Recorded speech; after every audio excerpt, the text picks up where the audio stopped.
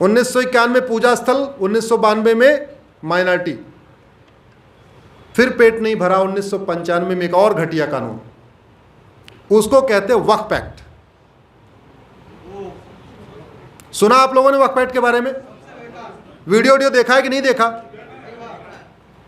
विक्रम जी ने उसको चैलेंज किया हुआ है इंदौर हाई कोर्ट में। हमने उसको दिल्ली में चैलेंज किया हुआ है। लेकिन मुझे ये बताते हुए खुशी हो रही है, ये मैटर मंडे को लगा था दिल्ली हाई कोर्ट में, तो केंद्र सरकार का जवाब आया। मैंने बोला चीफ जस्टिस साहब को, पीआईएल हमेशा चीफ जस्टिस के यहाँ लगती है, मैंने जस्टिस शर्मा से कहा कि कितना पुराना मैटर है, इस पर जवाब नहीं आ रहा, इसके आप सुनवाई करिए।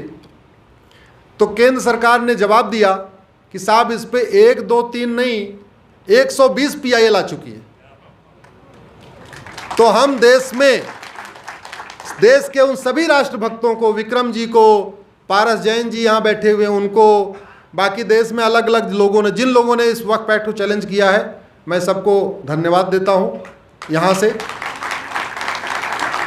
और दिल्ली हाई कोर्ट के चीफ जस्टिस ने बोला जब 120 पीआईएल आ गई है तो आप इसमें ट्रांसफर पिटीशन फाइल करिए। एक संविधान में प्रावधान है कि अगर उसी विषय पे देश के अलग अलग हाई कोर्ट में पीआईएल हो जाए तो आप उसको सुप्रीम कोर्ट ले जा सकते हैं। मैंने कहा सर मैं कैसे ले जाऊंगा, मुझे तो 2-3 के बारे में पता था, ये तो 120 हो गई हैं, मैं सबका कहाँ से नाम पता ढूंढता रहूँगा। ये ड्यूटी आप केंद्र सरकार को दीजिए, वो इसको सुप्रीम कोर्ट ले चले। तो अब हम सब की 120 याचिकाएं, मेरी, विक्रम जी की, पारस जैन जी उधर कोने बैठे हुए हैं, कहीं व्यस्त हैं लगता है, और हरिशंकर जैन जी की इलाहाबाद हाई कोर्ट में है। हरिशंकर जैन जी को जानते होंगे, हाँ, ज्ञानवापी। तो हम सब की याचिकाएं अब सुप्रीम कोर्ट आएंगी, अब वहीं लड़ाई होगी। लेकिन बात फिर वही आ गई, जब इतना घटिया कानून बनाया है कि अगर वो वक्फ बोर्ड आके बोल दे ये हाल वक्फ बोर्ड का है, और इस हाल को नोटिस भेजते समय, इस कॉलेज को नोटिस भेजते समय उसको कोई एविडेंस की ज़रूरत नहीं है, सिंपल 1 पन्ने का चिट्ठा लिखना है कि ये जो कॉलेज का, ये पूरा कॉलेज का प्रांगण है, यहाँ बाबर का घोड़ा घास खाने आया था, इसलिए ये वक्फ की प्रॉपर्टी है, या यहाँ पे औरंगजेब का जो है गधा घास खाने आया था, इसलिए वक्फ की प्रॉपर्टी है, तो इसको आप हमें दे दीजिए। तो याद समझिए, इस कॉलेज के प्रिंसिपल महू की कोर्ट में या इंदौर की कोर्ट में नहीं जा सकते, उनको भोपाल जाना पड़ेगा वक्फ बोर्ड के सामने, क्योंकि वक्फ बोर्ड का ऑफिस केवल देश की राजधानियों में है, हर प्रदेश की राजधानी में। अब महू वाले तो फिर भी चले जाएंगे भोपाल, यहाँ से 150-200 किलोमीटर होगा, वो झबुआ वाला बेचारा भोपाल कैसे पहुंचेगा, 600-700 किलोमीटर है। और इस कॉलेज के मैनेजर तो फिर भी चले जाएंगे, क्योंकि पढ़े लिखे हैं, संपन्न हैं, कॉलेज चला रहे हैं, नियम कानून पता है, विक्रम जी को इंगेज कर लेंगे। वो झबुआ का आदिवासी कैसे जाएगा जिसके घर पे नोटिस जाएगी, जिसने जिंदगी में कभी झबुआ की कोर्ट नहीं देखी है? वो झबुआ का आदिवासी जो कभी आज तक थाने नहीं गया, तहसील नहीं गया, झबुआ की कोर्ट में नहीं गया, वो भोपाल कैसे आएगा अपने नोटिस का जवाब देने भाई? और प्रावधान क्या रखा है, एक अखबार में निकाल दो 30 दिन के लिए कि भाई ये प्रॉपर्टी वक्फ बोर्ड की है, और अगर 30 दिन में जवाब ना आए तो तुम्हारी हो गई। किसी ऐरू गैरू नत्थू खैरू जिस अखबार को कोई नहीं पढ़ता, उस अखबार में नोटिस निकाल दो, जो अखबार चलता ही नहीं हो, केवल कागजों पे रहता है, ऐसे अखबार भी है ना जिनको कोई नहीं पढ़ता, उसमें नोटिस में निकाल दो ये कॉलेज वक्फ प्रॉपर्टी है, वो तो गया बेचारा। कन्वर्जन का सबसे बड़ा टूल बन गया है ये वक्फ एक्ट। गरीबों के, आदिवासियों को नोटिस भेजता है, कहता है ये प्रॉपर्टी तुम्हारी वक्फ की है, जो सालों साल, सैकड़ों साल से वहां रह रहे हैं, और 2 ऑप्शन देता है, या तो कन्वर्ट हो जाओ या तो तुम्हारी जमीन। इतना बड़ा अत्याचार किया है हमारे इन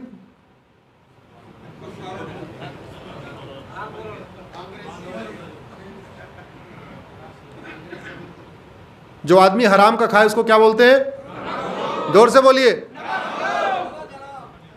तो जिन लोगों को वेतन भत्ता गाड़ी बंगला मिला अच्छा कानून बनाने के लिए ऐसा घटिया कानून बना रहे हैं तो क्या कहलाएंगे?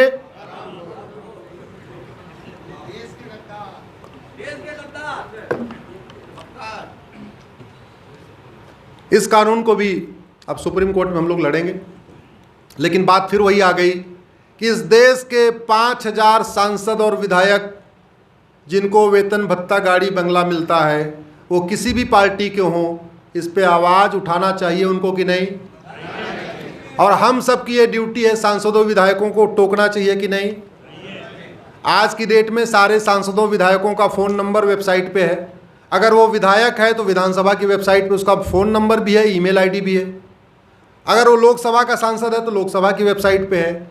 आप सब लोग इस हॉल में बैठे हुए लोग और जो 1 करोड़ 2 करोड़ लोग इसको देखते हैं, मैं आप लोगों से हाथ जोड़ के निवेदन करता हूँ, आपके मोबाइल की आउटगोइंग फ्री है। आज की डेट में 1.5 GB डेटा भी फ्री है।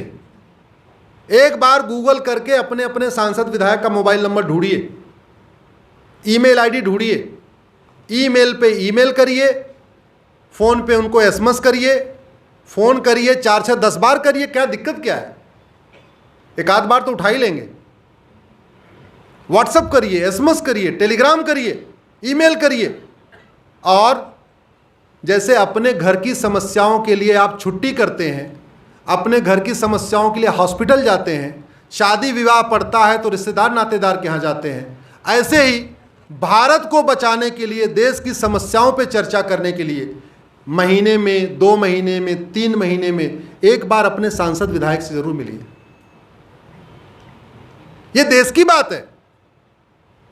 कानून बना के हमें बर्बाद करने की कोशिश की गई है, कानून बना के सनातन धर्म को खत्म करने की कोशिश की जा रही है। और प्राइवेट पार्टी वाला तो फिर भी लड़ेगा।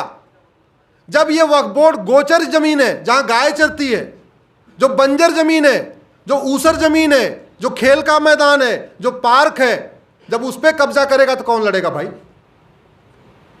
आपकी जमीन पे अगर नोटिस आएगी आप लड़ोगे, उस गोचर जमीन के लिए कौन लड़ेगा? कोई नहीं लड़ेगा। तो हो क्या रहा है, इस भारत के खेल के मैदान, गोचर, बंजर, ऊसर, जो पब्लिक लैंड होती है, धीरे धीरे धीरे धीरे करके वो वक्फ बोर्ड कब्जा करता चला जा रहा है। वही चोर है, वही दरोगा है और वही जज है। इस कानून के अंतर्गत वक्फ बोर्ड ही आपको नोटिस भेजेगा, वक्फ बोर्ड ही जांच करेगा कि आप मालिक हो कि नहीं, और वक्फ बोर्ड ही फैसला सुनाएगा कि आपको ज़मीन मिलेगी कि नहीं मिलेगी। ऐसा कानून दुनिया में कहीं नहीं है। ये भारत की इकलौता ऐसा कानून है जहां वही व्यक्ति चोर है, वही दरोगा है, वही जज है। इससे भी पेट नहीं भरा। बहुत लंबी श्रृंखला हो जाएगी, लेकिन 5 मिनट में अपनी बात कंप्लीट कर रहा हूं, अंतिम बात कह के। नहीं, पीछे वाले ढीले हो गए।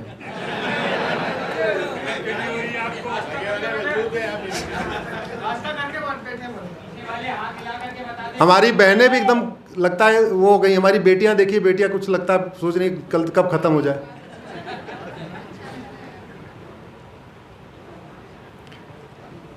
एक कानून बना था राइट टू एजुकेशन एक्ट 2009 में, जिसको कहते हैं शिक्षा अधिकार कानून। जब ये बना था तो ये कानून 14 साल तक के बच्चे जहां भी पढ़ते थे सब पे लागू होता था। यानी 14 साल तक के बच्चे अगर मदरसे में पढ़ रहे हैं तो मदरसा भी राइट टू एजुकेशन के दायरे में आएगा। 14 साल तक के बच्चे मिशनरी स्कूल में पढ़ रहे हैं तो मिशनरी भी राइट टू एजुकेशन के दायरे में आएगी। गुरुकुल है तो गुरुकुल भी आएगा, सरकारी स्कूल भी आएंगे, प्राइवेट, सब देश के वो सारे स्कूल जहां 14 साल तक के बच्चे पढ़ते हैं वो किस में आएगा? राइट टू एजुकेशन के दायरे में। स्कूल में दायरे में आने का मतलब वहां देखा जाएगा वहां क्या पढ़ाया जा रहा है, कौन पढ़ाने वाला है, पढ़ाने वाले की क्या क्वालिफिकेशन है, उसकी ट्रेनिंग है कि नहीं, वो बीएड है कि नहीं। एक ऑडिट सिस्टम होगा, जिले का शिक्षा अधिकारी उस पर ऑडिट करेगा, देखेगा, समझेगा। पर्सनल लॉ बोर्ड और जमीयत के लोग राहुल गांधी से मिलते हैं। अब तो नहीं है, अब तो भूतपूर्व सांसद हो गए हो। आप लोग गूगल करिएगा, 2012 में ये दोनों संगठन जमीयत और पर्सनल लॉ बोर्ड के लिए राहुल गांधी से मिलते हैं। तत्काल संसद का सत्र चल रहा होता है, एक विधेयक लाया जाता है और मदरसों को राइट टू एजुकेशन के दायरे से बाहर निकाल दिया जाता है। बैलेंस करने के लिए गुरुकुल को भी निकाल दिया जाता है, लेकिन गुरुकुल में ऐसी कोई चीज नहीं पढ़ाई जाती जिसको हम ऑडिट से भाग रहे हैं। आप आइए, हम तो चाहते हैं गुरुकुल का अच्छी तरीके ऑडिट हो, क्योंकि गुरुकुल का ऑडिट करने वाले भी सीखेंगे वास्तव में गुरुकुल में क्या क्या पढ़ाया जाता है। और 2-4 बार ऑडिट करेंगे तो हो सकता है बाद में कहेंगे काम करो, पूरे देश में कम से कम 15 साल तक के बच्चों के लिए गुरुकुल ही खोल दो।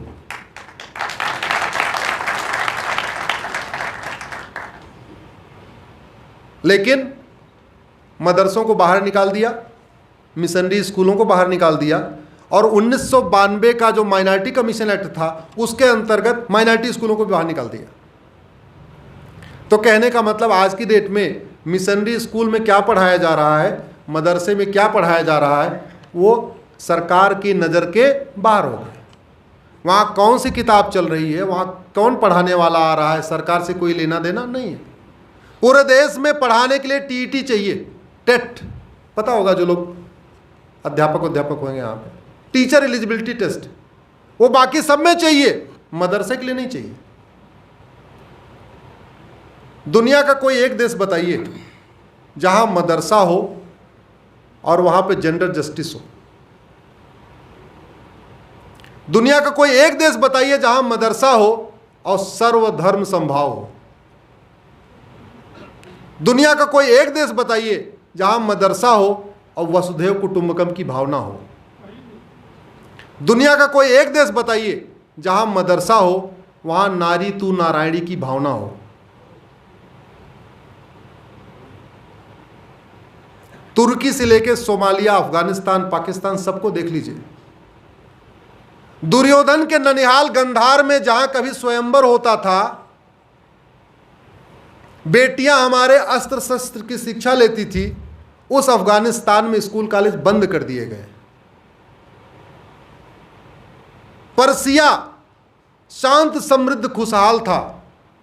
जब से ईरान बन गया है, हिजाब न पहनने पे गोली मारी जा रही है। सुना नहीं सुना आप लोगों ने? और अभी तो 5000 बेटियों को, मैंने कहीं अखबार में पढ़ा था कि 5000 बेटियों को स्कूल में जहर दे दिया गया। ये लड़ाई रिलीजन की नहीं है, ये लड़ाई कल्चर की है, ये लड़ाई दो सोच की है, ये लड़ाई दो संस्कृतियों की है। आदिकाल से चल रही है। पहले देव दानव लड़ते थे, मानव राक्षस लड़ते थे, अब उसका स्वरूप बदल गया। लड़ाई पहले भी थी, ऐसा नहीं था कि 2000 साल पहले बहुत शांति थी या 5000 साल पहले, नहीं। अरे लड़ाई हुई है, राम रावण का युद्ध हुआ, कौरव पांडव का युद्ध हुआ, सबका युद्ध हुआ है। हिरण्यकश्यप वाला है, सबको पता है होलिका में क्या हुआ, कैसे कैसे हुआ। कभी विष्णु पुराण उठा के धारावाहिक देखिए, ये बहुत अच्छा सीरियल है, उससे आपको पता चलेगा आतंकवाद की समस्या बहुत पहले से है। दो सोच में टकराहट है। एक सोच सर्वधर्म समभाव, सब। दूसरी सोच एको हम द्वितीयो नास्ति। एक सोच नारी तू नारायणी, दूसरी सोच महिलाएं केवल भोग की वस्तु है। हमारे शब्द जरा देखिए, हमारे किसी ग्रंथ में बलात्कार शब्द है ही नहीं है। मैं चैलेंज करता हूं आज महू की धरती से, मुझे हमारे चारों वेद, 18 पुराण, गीता, रामायण, किसी भी पुराने धार्मिक ग्रंथों में कोई एक बार बलात्कार की कहीं एक शब्द दिखा दे। था ही नहीं हमारे देश में। हमारे यहां शब्द, महिला पुरुष को हम बराबर मानते ही नहीं है, बेटे और बेटी को बराबर मानते ही नहीं है। हम तो कहते हैं नारी तू, हमारे यहां गृहिणी कहते हैं, जिसका पूरा गृह, गृह का मतलब घर, जिसका पूरा गृह ऋणी हो उसको हम कहते हैं गृहिणी। हमने कभी पिता के लिए ऐसा कोई शब्द नहीं बनाया। कि पिता के लिए सब पिता से सब लोग ऋणी हैं। हमने माता के लिए शब्द बनाया गृहिणी, पूरा घर ऋणी है। हमने नर तू नारायण नहीं कहा, नारी तू। तो ये हमारे देश का कल्चर है। हमारे किसी राजकुमार का नाम राज्य पे नहीं होता था, राजकुमारियों का नाम राज्य पे होता था। कौशल देश की राजकुमारी कौशल्या, सौमित्र राज्य की राजकुमारी सुमित्रा, पांचाल की राजकुमारी पांचाली, जनक की राजकुमारी जानकी, गांधार की राजकुमारी गांधारी। यह हमारा कल्चर रहा है। तो खतरा हमारे कल्चर को है, हमारी संस्कृति को है, हमारी तो नारी तो नारायणी की संस्कृति को खतरा है, हमारे सर्वधर्म संभाव की सोच को खतरा है, हमारे वसुधैव कुटुंबकम की सोच को खतरा है। हम जो गृहिणी कहते हैं उस हमारी सोच को खतरा है। हमारे किसी भी पुराने उसमें हलाला जैसी कुरीति नहीं है। हमारे किसी भी पुराने ग्रंथों में मुता मिस्यार जैसी कुरीति नहीं है। हमारे किसी भी धर्म ग्रंथों में कहीं कहीं वर्णन आता ही नहीं है तहर्रुस जैसे घटिया खेल का। तहर्रुस के बारे में जानते हैं आप लोग?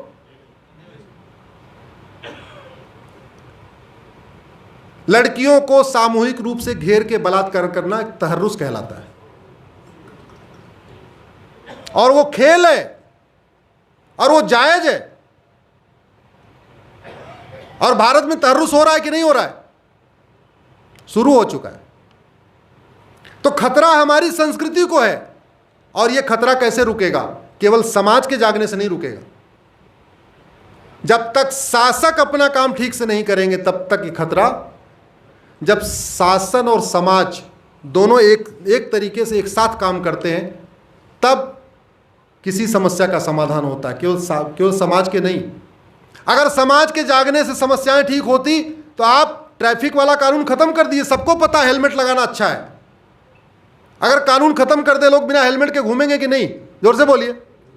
सबको पता है हेलमेट हमारे लिए अच्छा है, कानून खत्म कर दीजिए, ट्रैफिक रूल हटा दीजिए।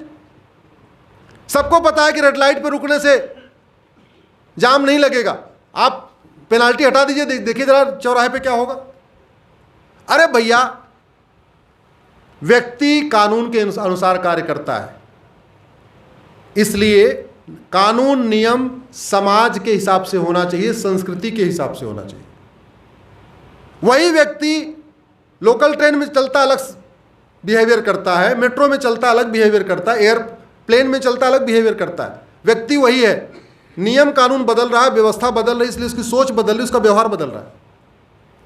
वही व्यक्ति इंदौर में अलग बिहेवियर करता है, दिल्ली में अलग करता है, अमेरिका में अलग बिहेवियर करता है, क्योंकि जैसा देश वैसा देश।